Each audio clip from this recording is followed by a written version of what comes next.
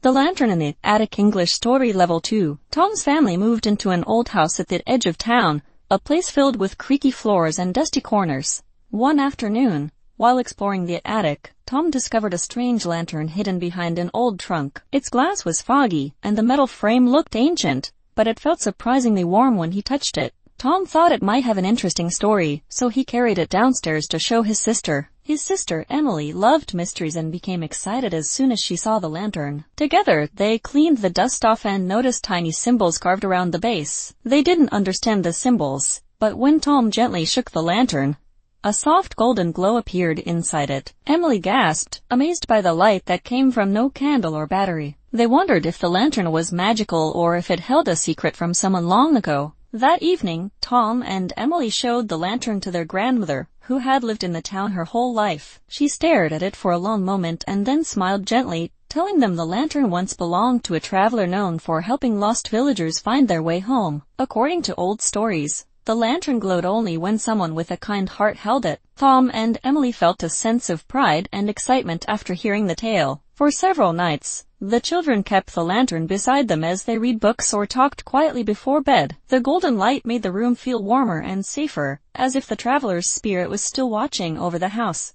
They began to imagine adventures of their own, pretending the lantern guided them through dark forests or across wide deserts. Their grandmother enjoyed listening to their stories and encouraged their creativity. One morning, the lantern stopped glowing, even when they held it gently or shook it. Instead of feeling disappointed, Tom and Emily understood that perhaps the lantern had already done its job. It had helped them feel brave in a new home and brought them closer as they created stories together. They placed it proudly on a shelf in the living room, ready to inspire new adventures whenever they needed a little light again.